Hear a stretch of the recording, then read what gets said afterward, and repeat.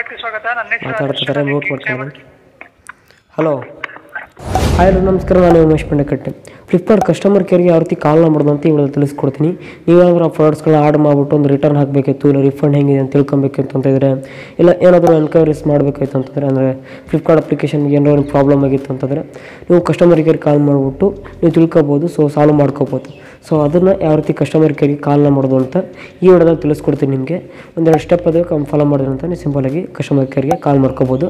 ಒಡನೆ ಶುರು ಮಾಡೋಣ. ಶುರುಮಕ್ಕಿಂತ ಮುಂಚೆ ನೀವು ನಮ್ಮ ಚಾನಲ್ಗೆ ಹೊಸೊಬ್ಬರಾಗಿದ್ದರೆ ಸಬ್ಸ್ಕ್ರೈಬ್ ಆಗದೆ ವಿಡಿಯೋ ನೋಡ್ತಿದ್ರೆ ಸಬ್ಸ್ಕ್ರೈಬ್ನಾಗಿ, ಹಾಗೆ ವಿಡಿಯೋ ಇಷ್ಟ ಒಂದು ಲೈಕ್ ಮಾಡಿ ಅಂತ ಹೇಳ್ತಾ ಬನ್ನಿ ತಿಳಿಯೋ ಶುರು ಮಾಡೋಣ. ಸಿಂಪಲಾಗಿ ಫ್ಲಿಪ್ಕಾರ್ಟ್ ಅಪ್ಲಿಕೇಶನ್ ಓಪನ್ ಮಾಡ್ಕೊಳ್ಳಿ. ಅಪ್ಲಿಕೇಶನ್ ಓಪನ್ ಮಾಡ್ಕೊಳ್ತೀನಿ. ಅಪ್ಲಿಕೇಶನ್ ಓಪನ್ ಮಾಡ್ಕೊಂಬಿಟ್ಟು ಅಕೌಂಟ್ ಅಂತ ಒಂದು ಆಪ್ಷನ್ ಇರುತ್ತೆ. ಇಲ್ಲಿ ಅಕೌಂಟ್ ಅಂತ ಇರುತ್ತೆ. ಅಕೌಂಟ್ ಅಂತ ಇರುತ್ತೆ ನೋಡಿ. ಮೇಲೆ ಒಂದು ಕ್ಲಿಕ್ನ ಕೊಟ್ಕೊಳ್ಳಿ. ಕ್ಲಿಕ್ ಕೊಡ್ಕೊಂಡ ತಕ್ಷಣ ನಿಮಗೆ ಈ ರೀತಿ ಒಂದು ಇಂಟರ್ಫೇಸ್ ಬರುತ್ತೆ. ಇದರಲ್ಲಿ ಹೆಲ್ಪ್ ಸೆಂಟರ್ ಅಂತ ಒಂದು ಆಪ್ಷನ್ ಇರುತ್ತೆ ನೋಡಿ. ಅದ್ರ ಮೇಲೆ ಒಂದು ಕ್ಲಿಕ್ ಕೊಟ್ಕೊಳ್ಳಿ. ಅಲ್ಲಿ ಕ್ಲಿಕ್ ಕೊಡ್ಕೊಂಡ ತಕ್ಷಣ ಲೋಡ್ ಆಗ್ತದೆ ನಂದು. 24/7 ಕಸ್ಟಮರ್ ಸಪೋರ್ಟ್ ಅಂತ ಬಂದ್ಬಿಟ್ಟು ಕೆಳಗಡೆ ಈ ರೀತಿ ಬರುತ್ತೆ. ನೀವೇನಾರು ಆರ್ಡರ್ ಮಾಡಿದರೆ ಒಂದು ಕೆಲವೊಂದಿಷ್ಟು ತೋರಿಸ್ತಾ ಇರುತ್ತೆ.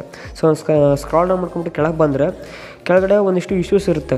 What issues are you facing ಅಂತ ಇರುತ್ತೆ. ಅದಕ್ಕೆ ಕೆಳಗಡೆ ಒಂದಿಷ್ಟು ಇಶ್ಯೂಸ್ಗಳಿರುತ್ತೆ.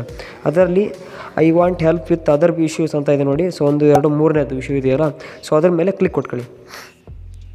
ಅದ್ರ ಮೇಲೆ ಕ್ಲಿಕ್ ಕೊಡಿದ ತಕ್ಷಣ ಇಲ್ಲಿ ಅದರ್ ಇಶ್ಯೂಸ್ ಅಂತ ಬರುತ್ತೆ. ಇದರಲ್ಲಿ ಸ್ಕ್ರಾಲ್ ಡೌನ್ ಮಾಡ್ಕೊಂಬಿಟ್ಟು ಕೆಳಗೆ ಹೋಗ್ಬಿಟ್ಟು ಅದರ್ಸ್ ಅಂತ ಇದೆ ನೋಡಿ. ಅದರ್ಸ್ ಮೇಲೆ ಒಂದು ಕ್ಲಿಕ್ನ ಕೊಟ್ಕೊಳ್ಳಿ. ಕ್ಲಿಕ್ ಕೊಡೋದ ತಕ್ಷಣ ಮತ್ತೊಂದು ಅದರ್ಸ್ ಅಂತ ಬರುತ್ತೆ. ವಾಟ್ ಇಶ್ಯೂ ಆರ್ ಫೇಸಿಂಗ್ ಅಂತ ಬಂದ್ಬಿಟ್ಟು ಕೆಳಗಡೆ ಅದರ್ಸ್ ಅಂತ ಇರುತ್ತೆ. ಅದರ್ಸ್ ಮೇಲೆ ಮತ್ತೊಂದು ಸಲ ಕ್ಲಿಕ್ ಕೊಡಿ. ಕ್ಲಿಕ್ ಕೊಡ್ಕೊಂಡ ತಕ್ಷಣ ನೋಡ್ತಾ ಇರೋದು ಕಾಂಟ್ಯಾಕ್ಟ್ ಅಸ್ ಅಂತ ಇದೆ. ಕಾಂಟ್ಯಾಕ್ಟ್ ಅಸ್ ಮೇಲೆ ಕ್ಲಿಕ್ ಕೊಟ್ಟರೆ ನೋಡ್ತಾ ಇರೋದು ರಿಕ್ವೆಸ್ಟ್ ಕಾಲ್ ಅಂತ ಇದೆ. ರಿಕ್ವೆಸ್ಟ್ ಕಾಲ್ ಮೇಲೆ ಕ್ಲಿಕ್ ಕೊಟ್ಟರೆ 1 ನಿಮಿಷದಲ್ಲಿ ನಿಮ್ಗೆ ಕಾಲ್ ಬರುತ್ತೆ. ಇಲ್ಲಿ ಮೊಬೈಲ್ ನಂಬರ್ ಶೋ ಆಗುತ್ತೆ. ಫಸ್ಟು ನಂಬರ್ ಇರುತ್ತೆ. ಮೊಬೈಲ್ ನಂಬರ್ ನಿಮ್ದು ಯಾವುದು ಅಂತ ಅಲ್ಲಿರುತ್ತೆ. ನೀವು ಚೇಂಜ್ ಮಾಡ್ಕೋಬೋದು. ಬೇರೆ ನಂಬರಿಗೆ ಕಸ್ಟಮರ್ ಕೇರ್ ಕಾಲ್ ಬರಬೇಕು ಅಂತಂದರೆ ಚೇಂಜ್ ಮಾಡ್ಕೋಬೋದು. ಮತ್ತು ಲ್ಯಾಂಗ್ವೇಜ್ ಸೆಲೆಕ್ಟ್ ಮಾಡ್ಕೊಳ್ಳಿ. ನಾನು ಕನ್ನಡ ಸೆಲೆಕ್ಟ್ ಮಾಡ್ಕೊಳ್ತೀನಿ. ಈ ಮೆಸೇಜ್ ಬಾಕ್ಸಲ್ಲಿ ಏನಾದ್ರು ಹಾಕೊಳ್ಳಿ ಅಂತಂದರೆ, ಈಗ ಎಕ್ಸಾಂಪಲ್ ನಾನು ಹಂಗೆ ಕಾಲ್ ಮೀ ಅಂತ ಹಾಕೊಳ್ತೀನಿ. ಕಾಲ್ ಮೀ ಅಂತ ಹಾಕೊಬಿಟ್ಟು ಇಲ್ಲಿ ಸಬ್ಮಿಟ್ ಅಂತ ಇದೆಯಲ್ಲ, ಸಬ್ಮಿಟ್ ಮೇಲೆ ಒಂದು ಕ್ಲಿಕ್ನ ಕೊಡ್ತೀನಿ. ಸಬ್ಮಿಟ್ ಆಯಿತು. ಈಗ ವಿತಿನ್ 1 ನಿಮಿಷದಲ್ಲಿ ಬರುತ್ತೆ ಕಾಲು. ಬಂದಮೇಲೆ ಎತ್ತಿ ನೀವು ರಿಸೀವ್ ಮಾಡಿ ತೋರಿಸ್ಕೊಡ್ತೀನಿ. ಕಾಲ್ ಬಂತು. ಈಗ ರಿಸೀವ್ ಮಾಡ್ತೀನಿ. ನಿಮ್ಮ ವಿನಂತಿಯ ಈ ರೀತಿ ಕೇಳ್ತಾ ಇದೆ. ಫ್ಲಿಪ್ಕಾರ್ಟ್ನಿಂದ ಕರೆ ಮಾಡುತ್ತಿದ್ದೇವೆ. ಶೀಘ್ರದಲ್ಲೇ ಗ್ರಾಹಕ ಸೇವಾ ಸಿಬ್ಬಂದಿಯು ತಮ್ಮೊಂದಿಗೆ ಮಾತನಾಡುತ್ತಾರೆ. ದಯವಿಟ್ಟು ಕಾಯಿರಿ.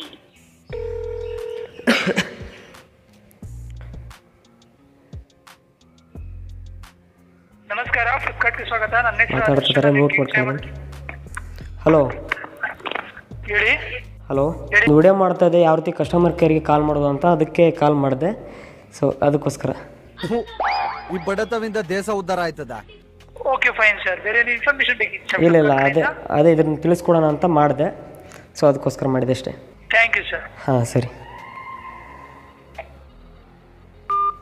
ಗೊತ್ತಾಯ್ತಾ? ಈ ರೀತಿ ಕಸ್ಟಮರ್ ಕೇರ್ಗೆ ಕಾಲ್ ಮಾಡೋದು. ರಿಕ್ವೆಸ್ಟ್ ಹಾಕಿದ ತಕ್ಷಣ 1 ನಿಮಿಷದ ಒಳಗಡೆ, ಹೆಚ್ಚು ಕಮ್ಮಿ ಒಂದು ಎಷ್ಟು ಸೆಕೆಂಡಲ್ಲಿ ಬಂತು, ಒಂದು 30 ಸೆಕೆಂಡಲ್ಲಿ ಬಂದಿರ್ಬೋದಾ, ಕಡಿಮೆನೇ ಆಗಿದೆ ಇನ್ನು. ಅಷ್ಟರ ಒಳಗಡೆ ನಿಮಗೆ ಒಂದು ಕಾಲ್ ಬರುತ್ತೆ. ಕಾಲ್ ಬಂದಮೇಲೆ ರಿಸೀವ್ ಮಾಡ್ಕೊಂಬಿಟ್ಟು ನೀವು ಮಾತಾಡ್ಕೋಬೋದು. ಒಂದಿಷ್ಟು ಲ್ಯಾಂಗ್ವೇಜ್ಗಳದು, ನೀವು ಕನ್ನಡ, ಇಂಗ್ಲೀಷು, ಹಿಂದಿ, ಬೆಂಗಾಲಿ, ಮಲಯಾಳಂ, ತೆಲುಗು, ಯಾವ ಭಾಷೆ ಬೇಕೋ ನೀವು ಸೆಲೆಕ್ಟ್ ಮಾಡ್ಕೊಂಡು ಕಾಲ್ ಮಾಡ್ಕೋಬೋದು. ರಿಕ್ವೆಸ್ಟ್ ಹಾಕ್ಕೋಬೋದು. ರಿಕ್ವೆಸ್ಟ್ ಹಾಕಿದ ತಕ್ಷಣ ಅವರೇ ಕಾಲ್ ಮಾಡ್ತಾರೆ. ಮೊದಲಿಗೆಲ್ಲ ನಾವೇ ಕಾಲ್ ಮಾಡೋಂಗಿತ್ತು. ಹೀಗೆ ರಿಕ್ವೆಸ್ಟ್ ಹಾಕಿದ ತಕ್ಷಣ ಅವರೇ ಕಾಲ್ ಮಾಡ್ತಾರೆ.